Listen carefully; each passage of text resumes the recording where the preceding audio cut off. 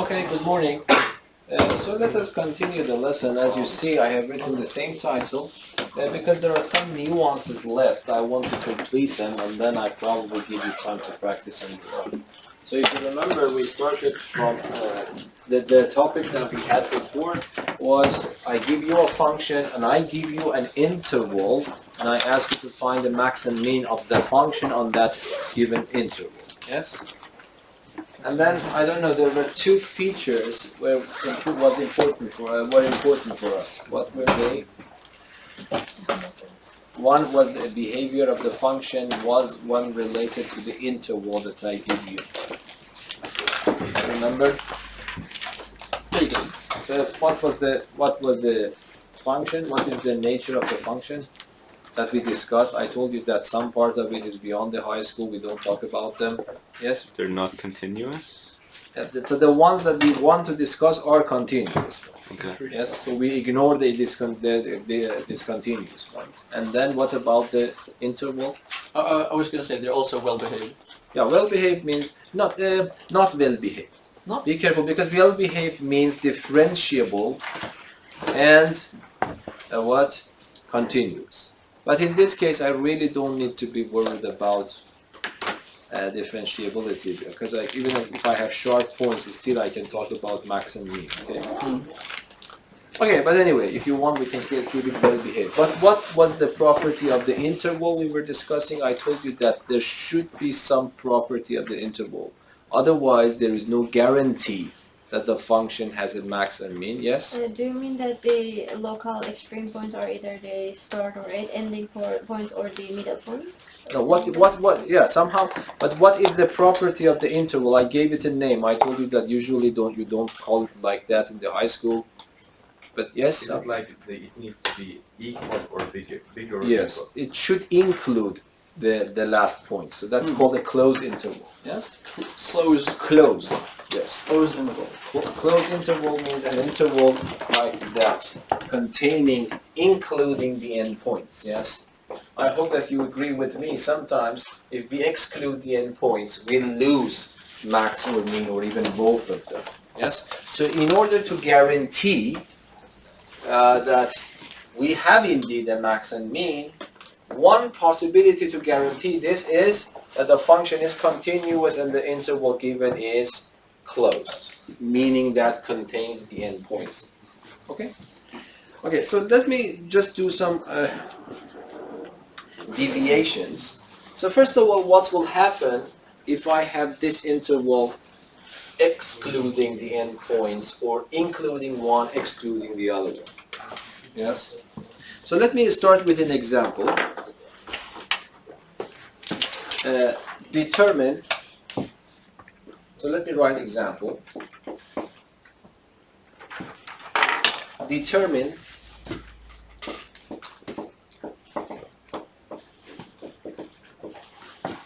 the maximum and minimum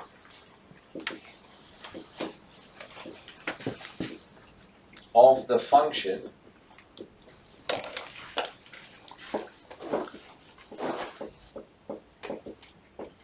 f of x equals to x to the 3 minus 3x squared plus 2 on the interval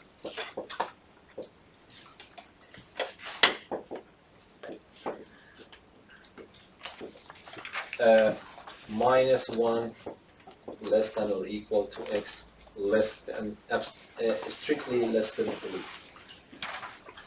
Okay, but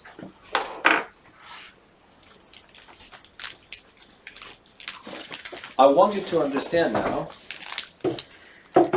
that there is no guarantee. Yes? Because I have respected, this is a polynomial, so you know that polynomials are well-behaved functions, they are continuous. But the interval that I have provided here for you is not of this closed type. It's one including, one excluding. Yes? Does that have a word? Semi-closed, you can say. Semi-closed. Yeah. So here, what I want you to understand is that by reading this question, if I include this one, there is a guarantee that you have a max and a mean. Yes? But when I have a little bit of deviation from the main theme, then there is no guarantee that this function has a max or a mean. It might happen that this has the max, mean, or one of them, or something like that. So we have to discover. So this is why I want to add this sentence. If they indeed exist.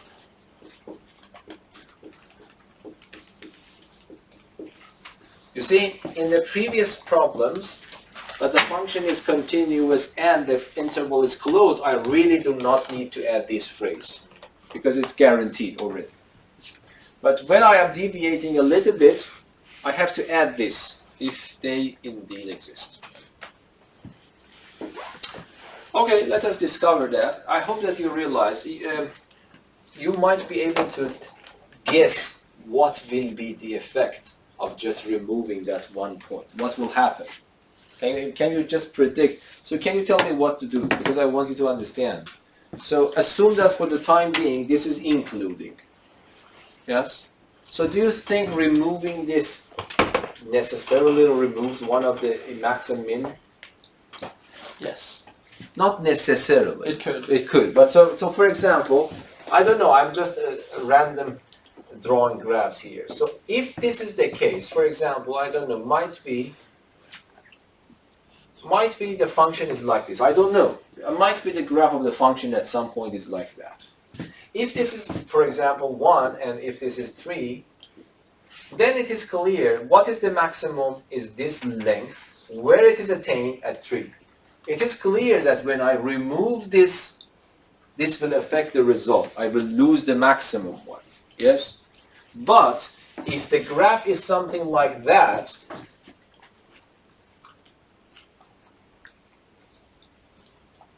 I don't know, might be the graph is like this.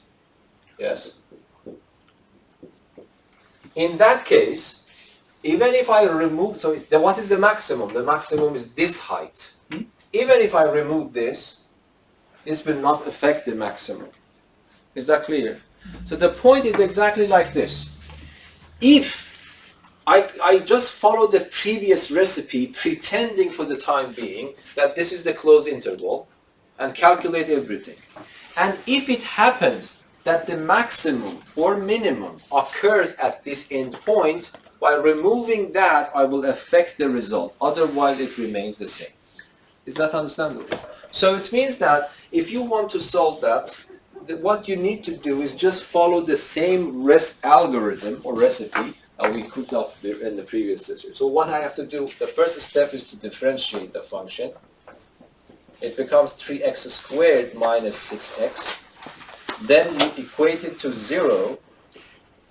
So this will give you 3x squared minus 6x equals to 0. It's easier to factorize rather than PQ formula. So this becomes x minus 2 equals to 0. And this gives me two possibilities. X is 0, x is 2. But be careful.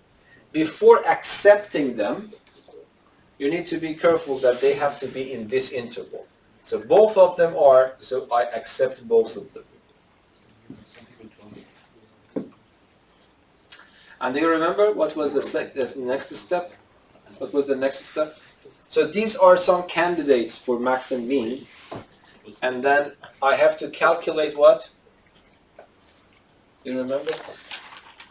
Yes? F of 0 and F of these numbers. So I calculate f of 0, which is, I go back into my function, replace x with 0. The answer is simply 2. And then I calculate, so let me put this in a box. And then I have f of 2. I replace x with 2, 2 to the 3, minus 3 times 2 squared plus 2. So this becomes 8, 10, and it becomes minus 2. So let me put this also in a box. Am I right? 3, 4, yes. Okay, but it is not finished. Do you remember what else we have to do? We have to get, yes? Put the minus 1. The endpoints. Yeah. So here, forget a little bit about that this endpoint is not included. We will consider, I told you, pretend for the time being that this is the closed interval. So you have to calculate two other numbers. What is f of minus 1? I put it back in my function. So minus 1 to the power of 3, minus 3, minus 1 to the power 2 is just 1 plus 2. If I calculate that, it becomes minus 2. And then if I calculate f of 3, I put there 3, it's 27 minus 27 again, plus 2, so this becomes 2.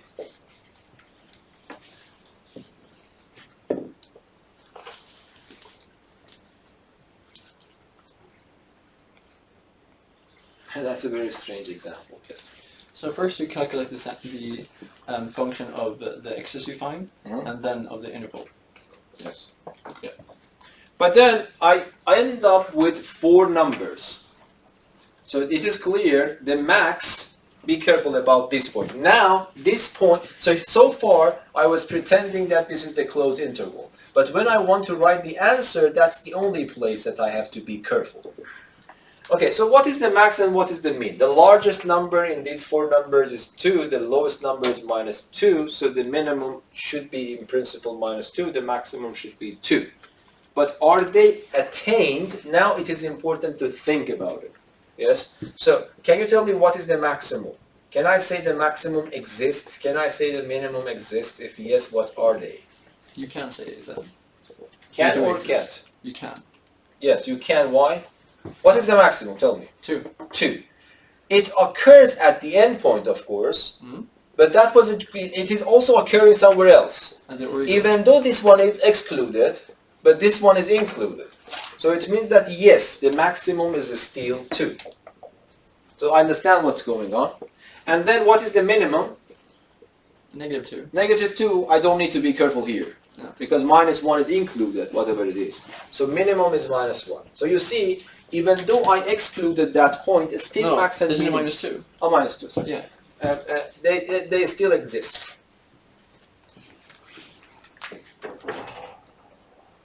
So this actually good example, because even though I excluded this, even though the maximum occurs at 3, don't get confused and say the maximum does not exist, because this maximum also occurs at another point.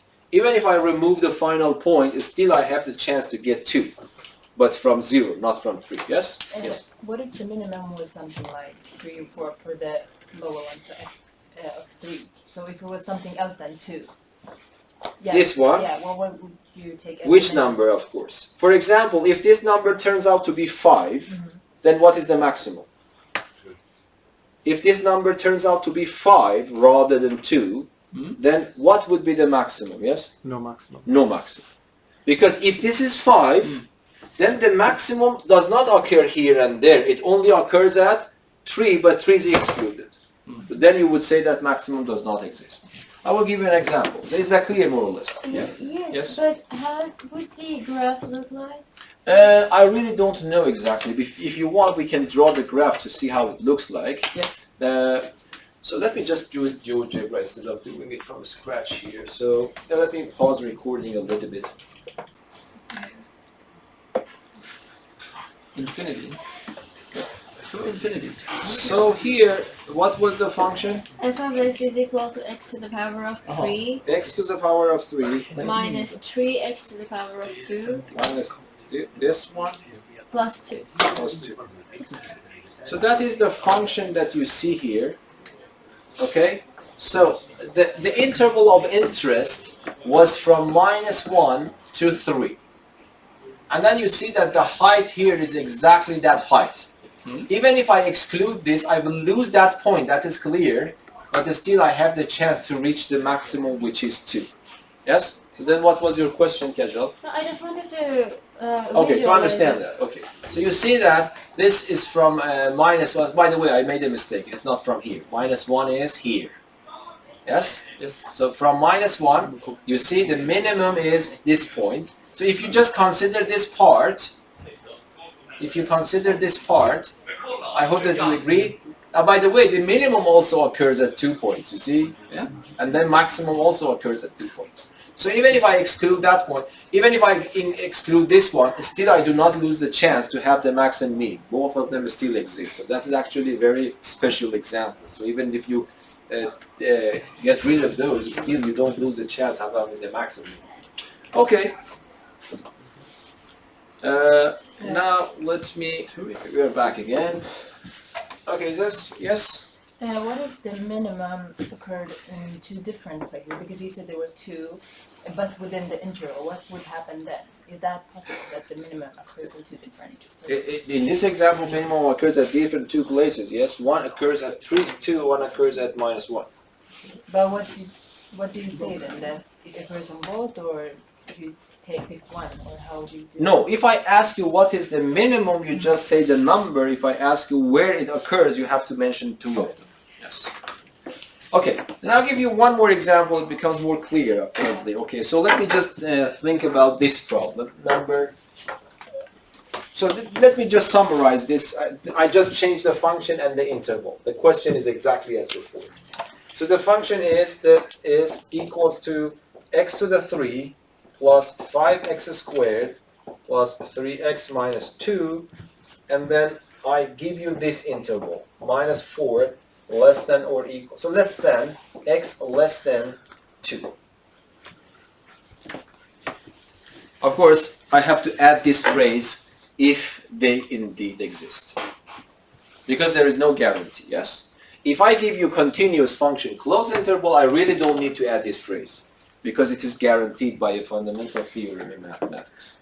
And of course, which is intuitively very clear. But now I want to do this one. So I have to phrase this at the end, if they indeed exist.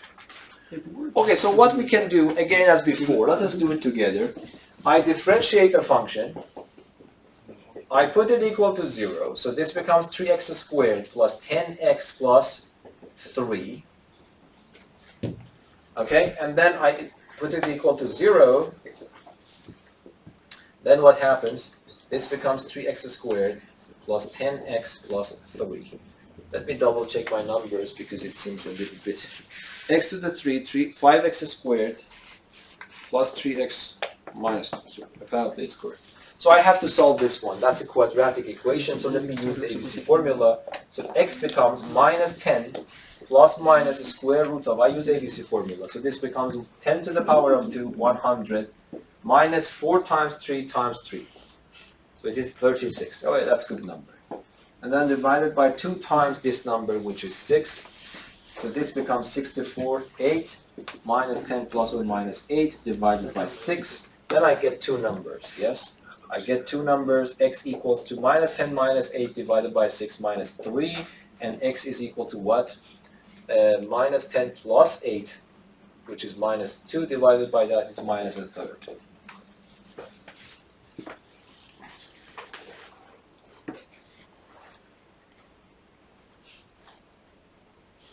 And that is, unfortunately, both of them are acceptable, yes. Minus 3 is in this interval, and minus a third is also in that interval, yes, am I right? Yes. So I have to accept this one and that one. The reason that I said unfortunately, because we have to work with fractions. Yes. Okay, anyway.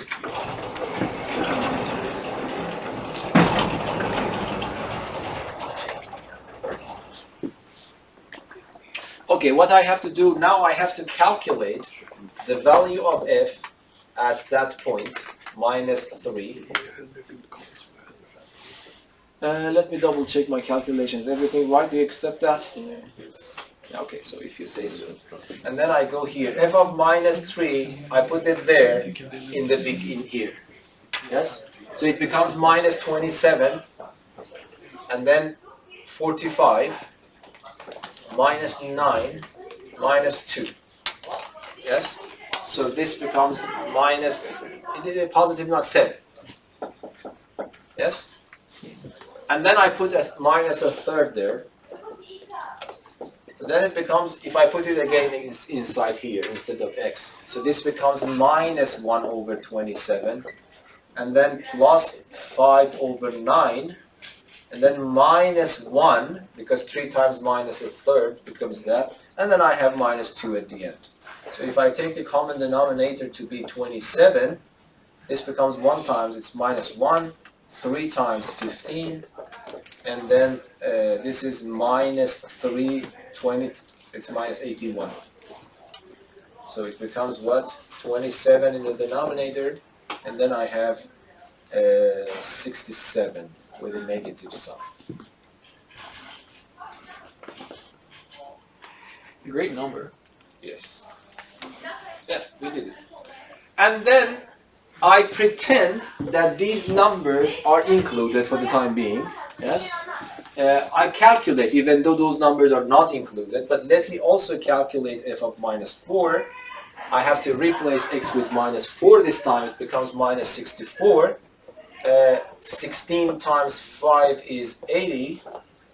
And then minus 12 minus 2. Yes. So this is 16, 4, 2. Yes.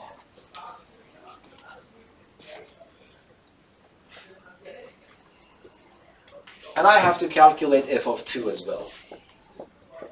When I calculate f of 2, it becomes 8 plus 20 plus 6 minus 2. So 34, 32. These are the numbers that I get. So let me put them in a box for the time being. Okay, now I'm asking you, what is your opinion about the maximum of f? And what is your opinion about minimum of f? Yes, Aaron, what's the maximum?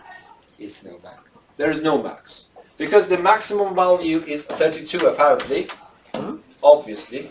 And then this is occurring at 2, but unfortunately 2, I don't know, say unfortunately, it's excluded, yes? So this means that you should write max does not exist.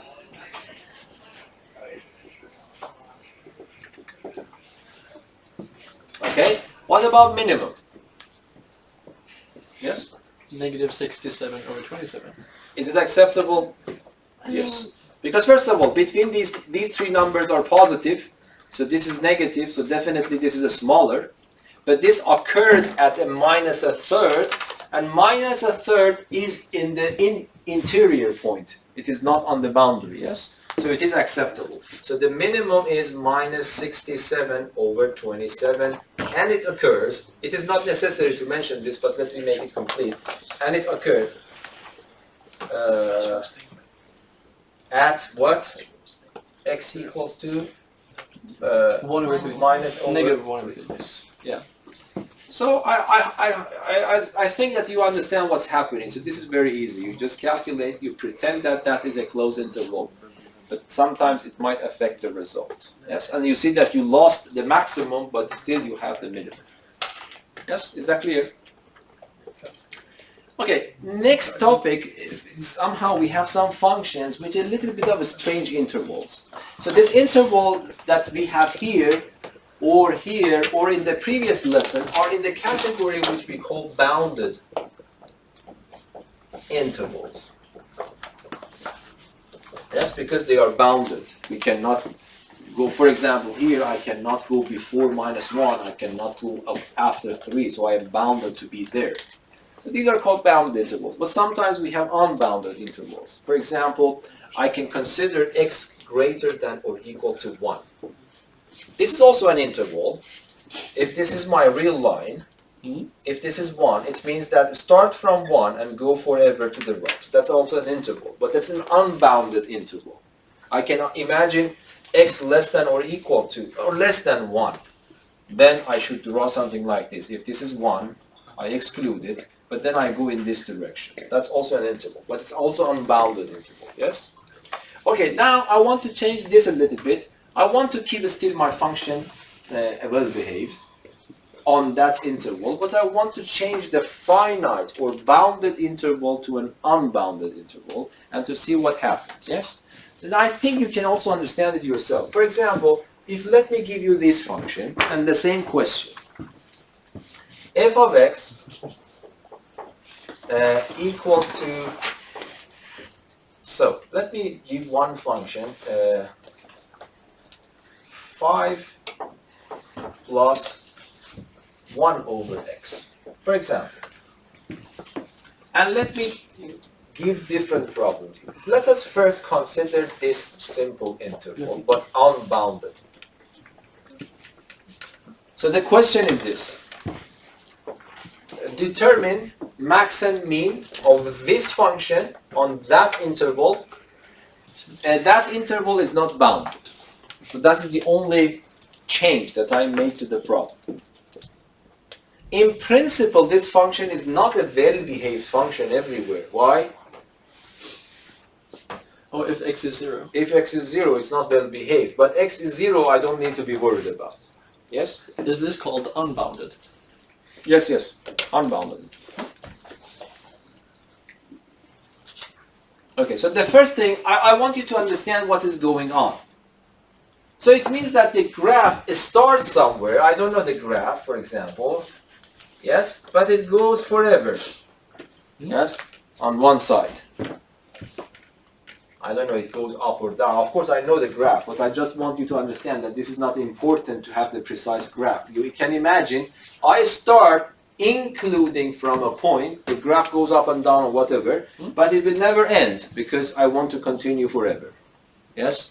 So, this is the picture. So what I have to do, I will do the same thing more or less. So I will differentiate this, but before differentiating this, because we don't know how to differentiate 1 over x unless we write it as normal. Yes, so the first thing that I do, I write it as 5 plus x to the negative 1.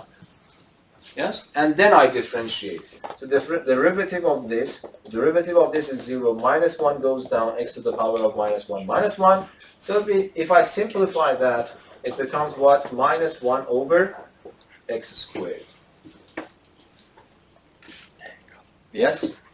But then I told you, put f prime of x equals to 0. I do that, what do I get? Can you tell me?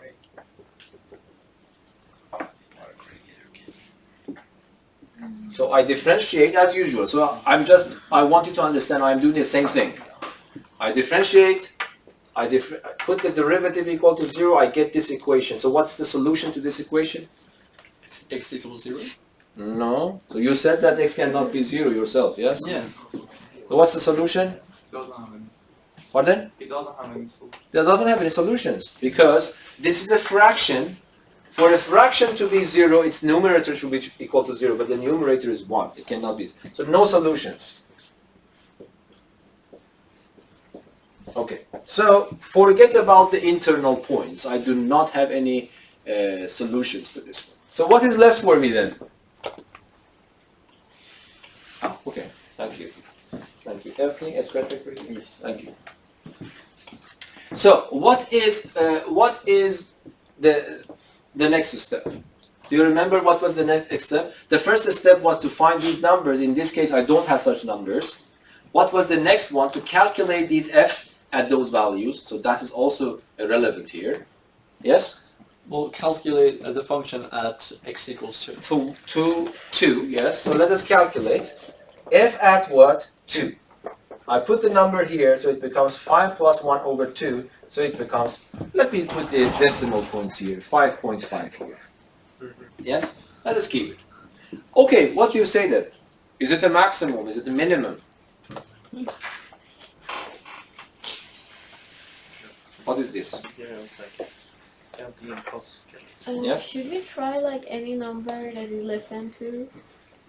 Sine table? No. Even if it's not in our interval? No. Why should we? Just to see if it's a No, because the behavior of the function before 2 is not important for us. Yes? We want to discover the behavior of the function after 2. Yes? I calculated f of 2 is 5.5. Yes? Put a number bigger than 2, maybe like 5. Okay, but then the point is that how much bigger? Because, be careful, I want to make sure this is different. I don't want to determine the sign. I want to make sure it is a maximum possible value. Yes? It's maximum, right? Because when x goes to infinite plus, then we have then the value of y is Less than 5, exactly. So, let me tell you. In the case of a bounded interval, what do I have? If I give you a bounded interval, the endpoints are 2 and 5. When I write this is an unbounded interval, but I can view it in this way. Yes? So what actually Benjamin is saying is this, more or less. So this interval, even though it's unbounded, and this is the correct way of writing it, but we can imagine this interval to mean this.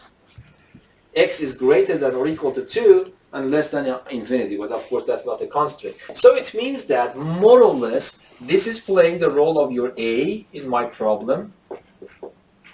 Yes, and this is playing the role of B. Yes? But of course, for infinity, we cannot reach to infinity, so this is always excluding infinity, yes? But this you can imagine. So it means that somehow, be careful, this is the naive way of writing it. So I have to calculate f of plus infinity. This is a very wrong, sloppy language, because infinity is not a number, so I cannot treat it as a number, yes? So what I can do, I can put it here, so it becomes 5 plus 1 over infinity. So what's the answer, by the way? 5. But this is a sloppy language, or a sloppy notation, so how should I make it precise? What I have to do, can you tell me? Because whenever you want to deal with infinities, you cannot plug them as numbers. You have to treat them as limits, yes? So this means that what I have to do, I have to calculate the limit of my function when x goes to positive infinity, but we already know what's the answer. My function is of this type, 5 is a constant, and x goes extremely large. 1 divided by extremely large, we'll learn that this is 0. So in the limit, it becomes 5. So this is a scratch paper work, so let me cross it over, even though that was not that wrong. Okay, so now what is happening? So it means that the value of the function at 2 is 5.5, and the value of the function, because we don't reach to this limit, but the value at the right endpoint is 5. And then I do not have any numbers to bother about. So what is the max and what is the min? Be careful answering the question. Yes, what is so? Rocco, do you want to say something? So first tell what is the max? I think it's 5.5. 5.5. Okay. Anyone else? What is the minimum? There is no minimum. There is no minimum. Yes, because minimum is achieved when I am at infinity, but I would never reach to infinity. So minimum does not exist. Is that understandable? But the maximum exists. So that's it. So max of f is what? 5.5. Yes. Mean of f does not exist.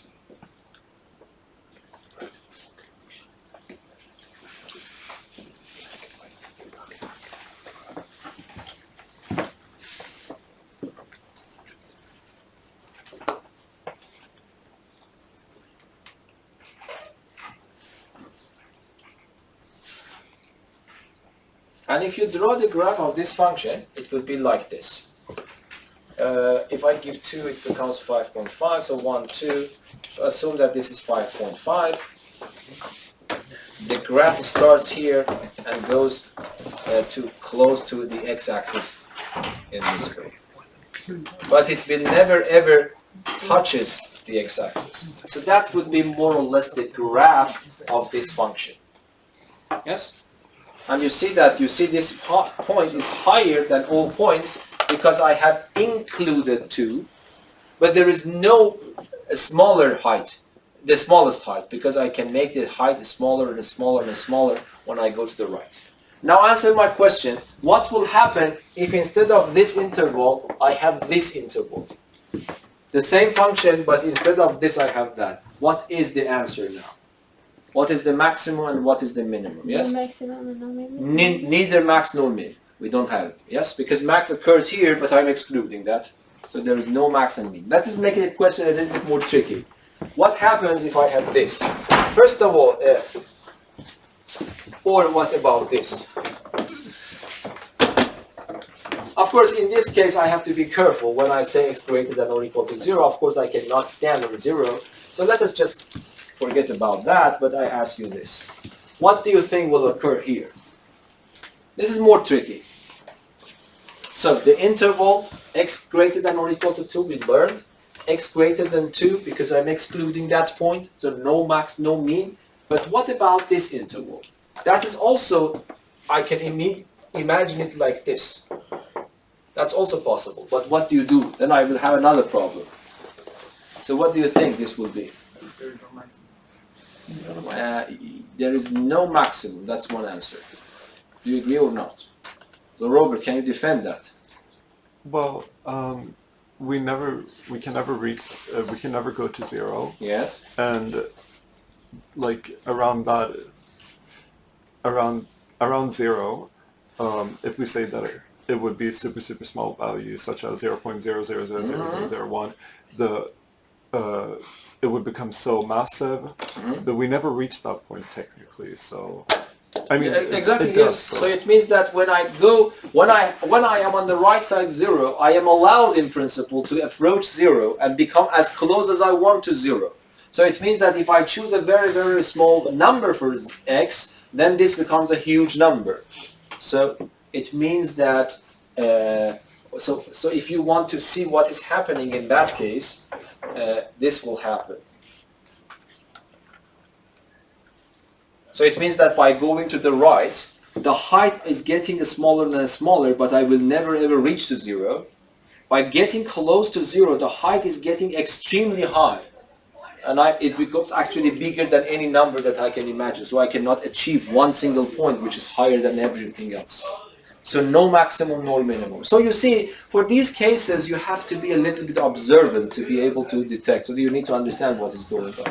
But in the case that I have a continuous function and a closed interval, that is super simple. You can't cook up an algorithm and play. Any questions?